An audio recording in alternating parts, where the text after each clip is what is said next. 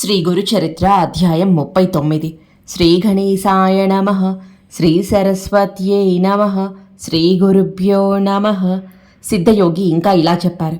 గంధర్వపురంలో సోమనాథుడని సదాచార సంపన్నుడైన వృద్ధ బ్రాహ్మణుడుండేవాడు. అతనిది అపస్తంభ శాఖ సౌనక గోత్రం. అతని భార్య గంగాంబకు 60 ఏళ్లు నిండినా సంతతి కలగలేదు. ఆమె నిత్యము శ్రీ గురుని దర్శించి వారి పాదాలను పూజించి ఆరతిచ్చి సాష్టాంగ నమస్కారం చేసి తిరిగి వస్తుండేది. ఇలా ఆమె కొన్ని సంవత్సరాలు తదేక దీక్షతో చేస్తుండేది. ఒకనాడు స్వామి నవ్వుతూ ఆ మహా ఇల్లాలితో, అమ్మ, ఇన్నాళ్ళుగా మమ్మల్ని సేవిస్తున్నావు, నీ అభిష్టమేమిటో ఎన్నడూ చెప్పలేదే, ఇప్పటికైనా చెబితే గౌరీనాథుని కృప వలన నీ కోరిక నెరవేరుతుంది అన్నారు. ఆమె ఎంతో సంతోషించి దోసలి మ్రొగ్గి కన్నీరు కారుస్తూ ఇలా చెప్పుకొన్నది. స్వామి, కొడుకులు లేని వారికి ఉత్తమ గతులుండవు కదా, అందువలన గొడ్రాలుగా ఉండడమే మహాదోషమయ్యింది. నేను పాపిష్టునైన కారణంగానే నాకు బిడ్డలు కలగలేదని అందరూ నన్ను ఏవగించుకుంటున్నారు. దానికి తోడు మాతృత్వం లేకుంటే స్త్రీల జీవితాలకు సంతృప్తి కలగదు కదా. పితృదేవతలు కూడా తమ కులంలో ఒక మగబిడ్డ జన్మిస్తే తమకు తిలోదకాలు లభిస్తాయని ఎంతో ఆశతో ఎదురు చూస్తూ ఉంటారు. బిడ్డలు లేని ఇల్లు ఇల్లే కాదు. అటువంటప్పుడు చంకన బిడ్డనెత్తుకునే అదృష్టానికి నేను నోచుకోలేదు. అలాగే నాకు 60 ఏళ్లు నిండిపోయాయి. మాకు మా పితృదేవతలకు తిలోదకాలిచ్చేవాడు లేకుంటే మాకు పున్నామ నరకం తప్పలేమో స్వామి. అయ్యిందేదో అయిపోయింది. మరుజన్మలోనైనా నాకు బిడ్డలు కలిగేలా అనుగ్రహించండి చాలు అని ఆయన పాదాలకు నమస్కరించింది. శ్రీ గురుడు నవ్వుతూ, ఓసి పిచ్చి తల్లి, ఏమి కోరిక కోరావమ్మా? ఎప్పుడో రాబోయే జన్మ సంగతి ఇప్పుడెందుకు? అప్పుడు బిడ్డలు కలిగినా వాళ్ళు మేమిచ్చిన వరం వలన కలిగినట్లు నీకెలా తెలుస్తుంది?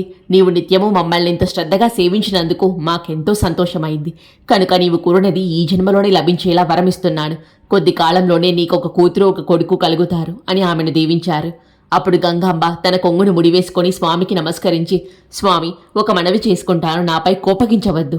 నేను బిడ్డల కోసం ఎన్నో తీర్థయాత్రలు చేశాను. పుణ్యతీర్థాలలో స్నానం చేశాను. రావి చెట్టుకు ప్రదక్షిణాలు చేస్తే బిడ్డలు కలుగుతారని లోకులు చెప్పింది నమ్మి కనిపించిన రావి చెట్టు కల్లా ఇంతవరకు ప్రదక్షిణలు నమస్కారాలు చేసి చేసి అలసిపోయాను.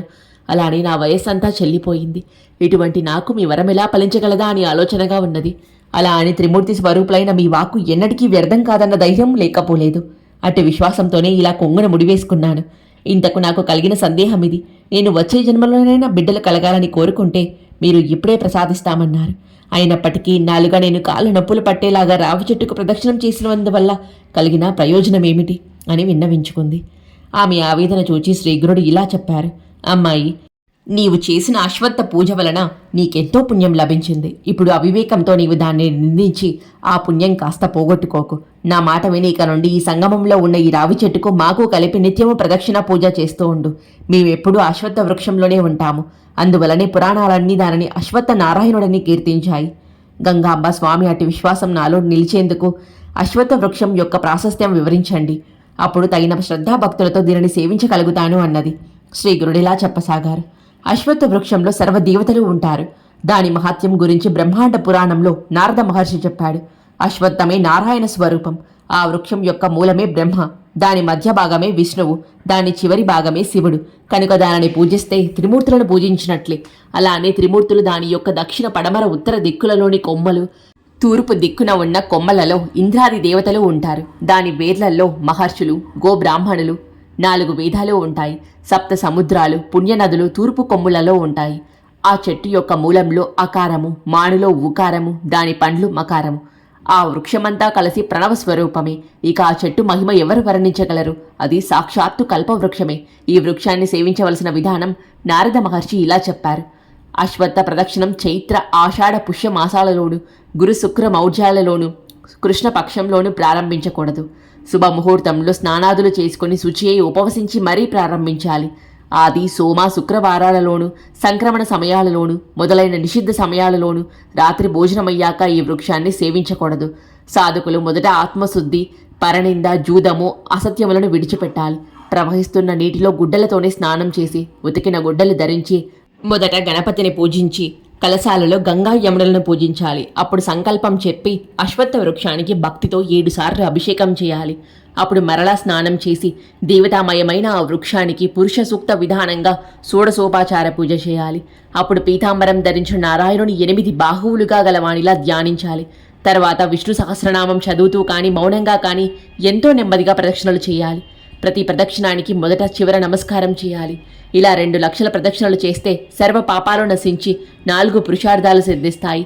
త్రికరణ శుద్ధిగా దానిపై దృష్టిని నిలిపి బిడ్డలు కలగాలన్న సంకల్పంతో ప్రదక్షిణ చేస్తే తప్పక కలుగుతారు. శనివారం నాడు ఈ చెట్టును త్రాకి మృత్యుంజయ మంత్రం జపిస్తే మృత్యు భయం తొలుగుతుంది. అశ్వత్థాన్ని పూజించాక కోణస్థః పింగళో బభ్రుః కృష్ణా రౌద్రాంతకో యమః సౌరీశ్వనైశ్వరో మందః పిప్పలాదేవ సంస్తుతః అనే మంత్రం దృఢ విశ్వాసంతో జపిస్తే శనిదోషం కూడా తొలగి అభిష్టాలు కలుగుతుంది. గురువారం అమావాస్య కలిగిన రోజున రావి చెట్టు నీడన స్నానం చేస్తే పాపం నశిస్తుంది. అక్కడ వేద విప్రునికి మృష్టాన్నం పెడితే 1,000,000 మంది బ్రాహ్మణులకు సమారాధన చేసిన ఫలితం ఉంటుంది. అక్కడ చేసిన గాయత్రి మంత్ర జపం వలన 4 వేదాలు చదివిన ఫలితం ఉంటుంది. రావి చెట్టును స్థాపిస్తే 42 తరాల వారికి స్వర్గం లభిస్తుంది. దానిని కొట్టివేయడం మహాపాపం. పైన తెలిపిన రీతిన ప్రదక్షిణలు చేశాక ఆ సంఖ్యలో 10వ వంతు హోమము, అందులో 10వ వంతు బ్రాహ్మణ సమారాధనము చేయాలి. ఈ వ్రత కాలంలో బ్రహ్మచర్యం అవలంబించాలి. ఉద్యాపన తర్వాత బంగారు రావి చెట్టును అలంకరించిన ఆవు దూడలను, గుడ్డతో కప్పిన నువ్వుల రాశిని, ఉదారమైన దక్షిణలతో సౌశల్యవంతులకు కుటుంబీకులకు అయిన వేద విప్రులకు దానమివ్వాలి. ఇలా చేస్తే తప్పక అభిష్టం సిద్ధిస్తుంది. అమ్మ, అశ్వత్థ వృక్షం తెలిసింది కనుక ఇంక దానిని నిందించక ఎట్టి సంశయము పెట్టుకోకుండా అలా చేయి. నీ అభిష్టం నెరవేరుతోంది. అప్పుడు గంగాంబ, స్వామి, 60 సంవత్సరాలు నిండిన నేను పుట్టుక నుండి వంద్యను. నాకు బిడ్డలెలా కలుగుతారు? అయినా నాకేమి ప్రత్యక్షంగా మీ పాదాలుండగా మరలా ఈ రావి చెట్టును సేవించడం ఎందుకు అనిపిస్తున్నది. ఏమైనప్పటికీ గురువు మాట కామధేను అని వేదాలు శాస్త్రాలు చెబుతున్నాయి కనుక నమ్మి త్రికరణ శుద్ధిగా సేవిస్తాను అని చెప్పింది. ఆమె నాటి నుండి 3 రోజులు ఉపవసించి 3 పూటల షట్కాల తీర్థంలో స్నానం చేసి గురువు చెప్పినట్లు అశ్వత్థాన్ని సేవించి దానికి 7 బిందెల నీళ్లు పోసి శ్రీ గురు సహితంగా దానిని పూజించింది. ఆ 3 రాత్రులు ఆ దంపతులు సంగమంలోనే ఉన్నారు. 3వ నాటి రాత్రి ఆమె స్వప్నంలో ఒక బ్రాహ్మణుడు కనిపించి, అమ్మాయి, నీ కోరిక తీరింది. ఉదయమే శ్రీ గురుని పూజించి ఆయనిచ్చిన ప్రసాదం అక్కడికక్కడే తిను అన్నాడు. అలాగే 4వ రోజు ఉదయం సంగమంలో అశ్వత్థాన్ని సేవించి ఆ దంపతులు మఠానికి వచ్చారు. ఆమె ప్రదక్షిణం చేసి నమస్కరించగానే శ్రీగురుడు నవ్వి 2 పండ్లు ఆమెకిచ్చి, మీ లక్ష్యం నెరవేరింది. పారాయణ అయ్యాక నీవి పండ్లు తిను. నీకొక కూతురు ఒక కొడుకునో ఇస్తున్నాను. ఇంటికి వెళ్లి పారణ భోజనం చేసి బ్రాహ్మణులకు దానమివ్వు అని చెప్పారు. ఆమె అలానే చేసింది. ఆ రోజే సూర్యాస్తమయ సమయానికి ముందే ఆమె రజస్వలయ్యింది. 4వ రోజున స్నానం తర్వాత ఆమె భర్తతో కూడా శ్రీ గురుని వద్దకు వచ్చి గురుపూజ చేసింది. శ్రీ గురుడు నీకు పూర్ణాయుష్కులైన బిడ్డలు కలుగుతారు, నీకు ముక్తి కూడా లభిస్తుంది అన్నారు. 5వ రోజున భర్తృ సమాగమం వలన ఆమె గర్భం ధరించింది. ఆమె భర్త ఎంతో సంతోషించి పుంవసనము, 8వ నెలలో సీమంతము మొదలైన దర్శించారు. ఘనంగా జరిపించారు. ఆమె 7వ మాసంలో మళ్లీ శ్రీగురుని దర్శించి ఆశీస్సులు పొందింది. అప్పుడు శ్రీగురుని ఆజ్ఞ మేరకు ఆ పండు ముత్తైదువ వాయన దానం ఇచ్చింది. నల్లని వెంట్రుక ఒక్కటైనా లేకుండా జుట్టు నెరసి పళ్ళన్నీ పట్టు తప్పిన తర్వాత కూడా ఆ వయసులో ఆమె గర్భవతి ఎలా అయిందని ఆశ్చర్యంతో అందరూ ముక్కున వేలేసుకున్నారు. శ్రీగురుని మహిమ ఎంతటిదో అందరికీ అర్థమయ్యింది. ఆమెకు 9 మాసాలు నిండాక ఒక శుభముహూర్తంలో ఆమెకు ఆడపిల్ల పుట్టింది. దైవజ్ఞులు ఆమె జాతకం చూసి ఆమె శుభజాతకురాలని చెప్పారు. ఆ బిడ్డకు శ్రీగురుని పేరిట సరస్వతి అని పేరు పెట్టుకున్నారు. 11వ రోజున ఆ బాలింతరాలు నడుము కట్టు వేసుకొని బిడ్డనెత్తుకొని భర్తతో కలిసి శ్రీగురుని దర్శించింది. బిడ్డను ఆయన ముందుంచి, వ్యంద్యమైన వృక్షం మీ కటాక్షంతో ఫలించింది. అది సఫలమైతే బాటసారులు సేవిస్తారు. వ్యర్థ ఫలానికంటే వ్యంధ్యత్వమే మేలు అని శ్రీగురుని పాదాలకు నమస్కరించింది. స్వామి వాత్సల్యంతో, పుత్రవతి లేవవమ్మ అని బిడ్డను చూచి, ఇది ఆడపిల్లే కాని మగపిల్లవాడు కాడే అంటూ ఆమెను చూచి నవ్వి, ఇక సందేహించనక్కర్లేదు, నీకు కొడుకు కూడా పుడతాడు అని చెప్పారు. అప్పుడు ఆ పసిబిడ్డను తమ చేతిలోకి తీసుకొని నిమురుతూ, ఈ బిడ్డ దీర్ఘాయువు, సౌభాగ్యము, సౌశల్యములతో ప్రసిద్ధికెక్కుతుంది. ఆమెకు పుత్ర పౌత్రాభివృద్ధి కలుగుతుంది. ఈమె సౌశల్యం గురించి విని ఈమె దర్శనానికి దక్షిణ దేశం నుండి కూడా ఒక రాజు కూడా వస్తాడు.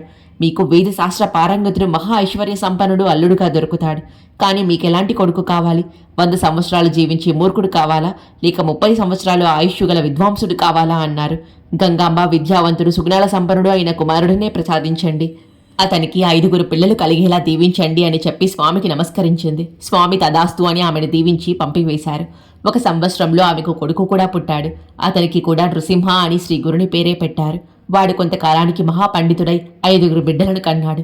గంగాంబ కూతురు సరస్వతికి కూడా గొప్ప యజ్ఞ దీక్షకునితో వివాహమైంది.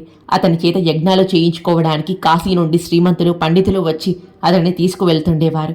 శ్రీ గురుకృప ఎంతటితో చూచావా నామధారక. వారి అనుగ్రహంతో అసాధ్యమైనది కూడా సాధ్యమవుతుంది. వారిని దృఢ విశ్వాసంతో సేవించడమే మన కర్తవ్యం. శ్రీ దత్తాయ గురువే నమ. శ్రీ శ్రీపాద శ్రీవల్లభాయ నమ. శ్రీ నృసింహ సరస్వత్యై నమ.